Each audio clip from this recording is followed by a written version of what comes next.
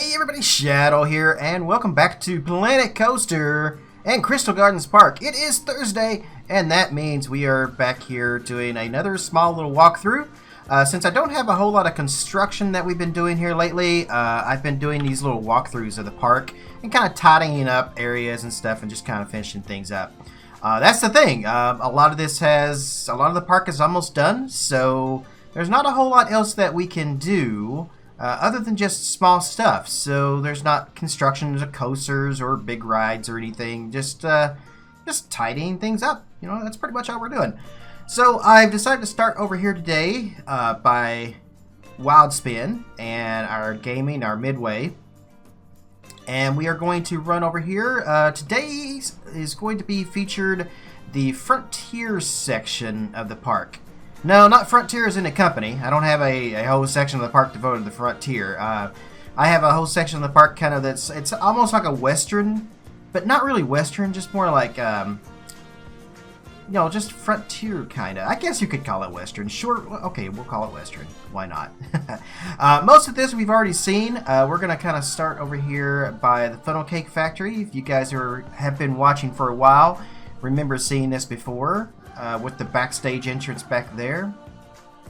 I think that was one of the first episodes of the little walkthroughs and stuff I've been doing. And we're going to step across the tracks here. Uh-oh, now we're on the wrong side of the tracks.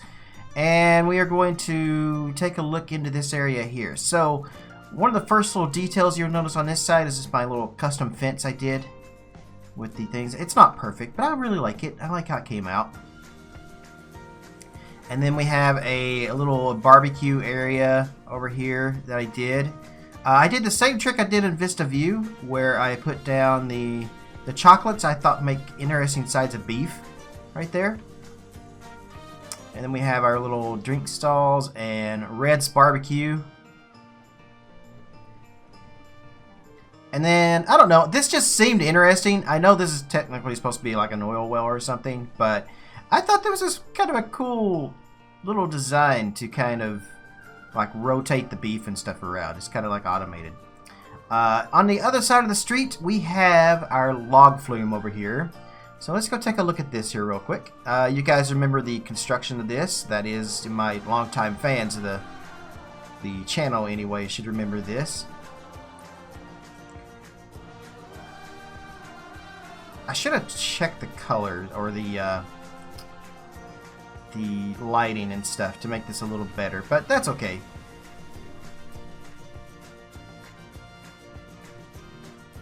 This section of the park is hard to light anyway with all the trees and stuff. That came out really, really well. Love how that came out. And then we got these little fountains over here on the side. And you have the train that runs in the background back there. And then if you are a particularly detailed park enthusiast, you would be able to spot the backstage area back there behind the train and the train station. We'll come over to the train station here in a little bit. We have the Troika right here.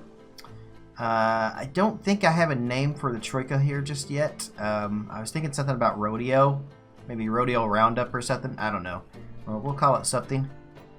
And yeah, we'll go around this area. Oh, well, there's so much to see here. So, and there's no real good way to go around it. So over here is the River Rapids. This was one of the last construction videos I did. I still haven't finished all of the River Rapids yet, but I've got this section done. And I love how that came out. Love that. Going down that way, the last episode we did, we showed off the Revolution, like the colonial area. That's where this path down here goes to. There's the Revolution coaster. And we're going to put a ride right there underneath of its turnaround, right in that section right there, kind of going over into that. Thinking about moving some rides around, so some of my next videos you'll see will be some of that being worked on and stuff, and just, you know, tidying up. Alright, let's see. So from there, let's head back around this one here. Again, I don't really know what I would call it. Maybe I'll just call it Rodeo. Or Wrangler. Maybe I'll call it Wrangler. That's a good name. I kind of like that name. I don't know. If you guys got any better ideas, put them in the comments below. I'd love to hear them. I do love those fountains. Those fountains are beautiful. Are they not?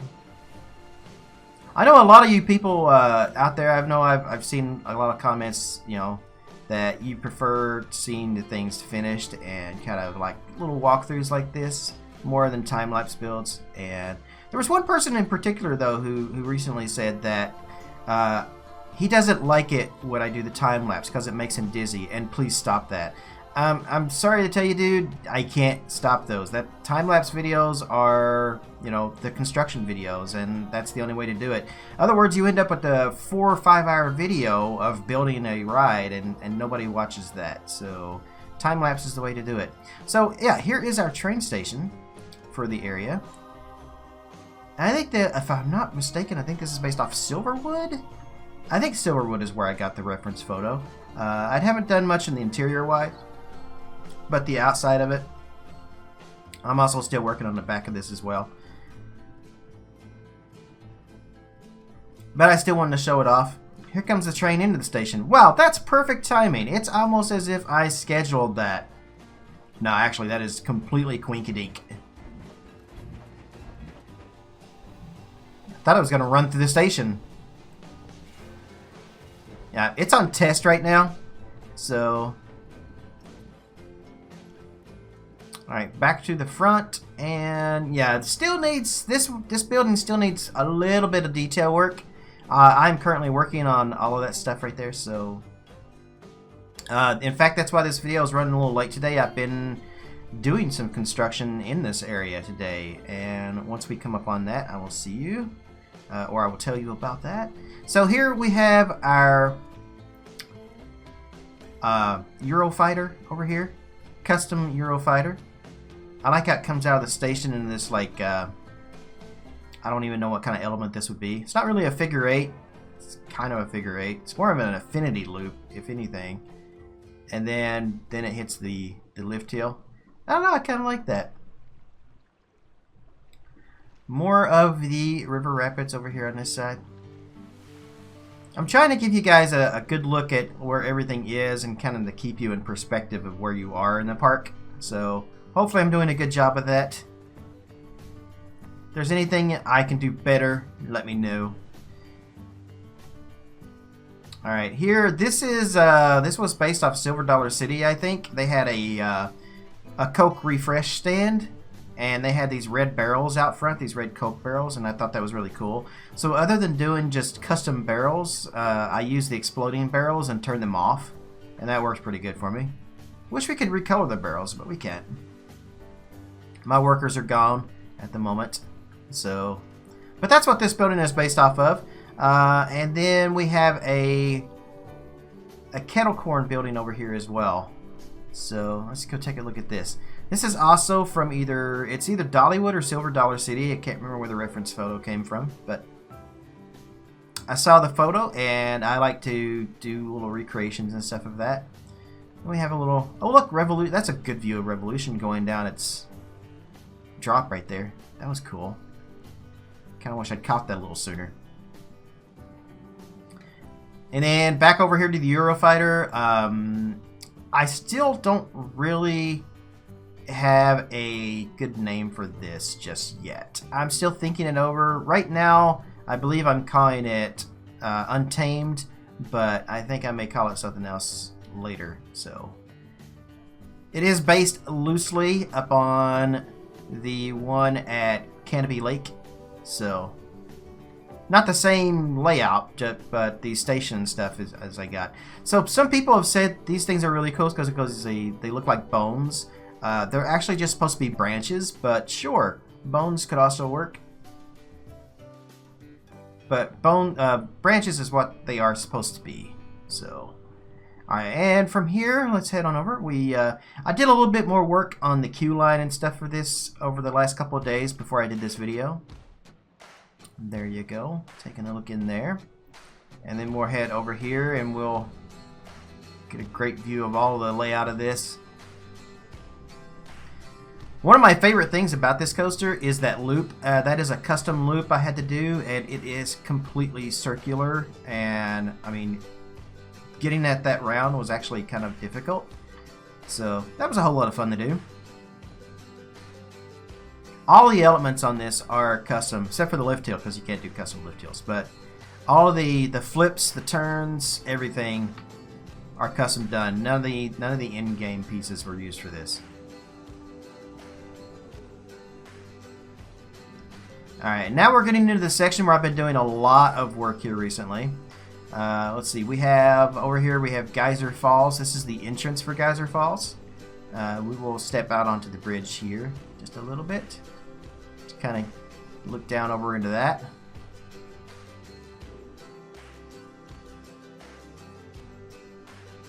And a lot of this part down on this side of Geyser Falls I have not done yet at all. But we have that's supposed to be like a rotating platform. That was the idea I was kind of going for. It sort of came out alright. I'm happy enough with it. We've got a building that I'm still working on over here, and I wasn't able to finish today. I'm going to do a custom sign for it. And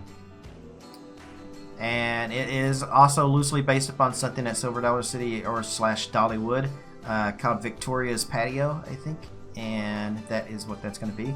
I'm really proud of the crosshatch work I did on it up at the top. That came out really, really well, using a lot of basic shapes. A lot of pieces in that, but that's okay. I've never been concerned about pieces.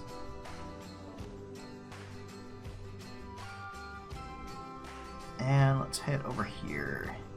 Ooh, I thought I finished all that, but here's our drop tower that you can see from the outside of the park. The gyro drop. I call it Hangman's Drop.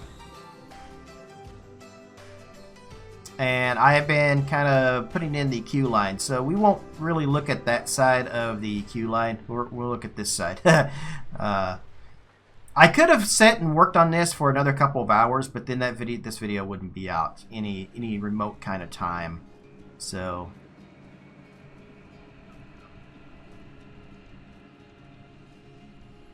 we'll get a good look at how I'm doing the queue line on that.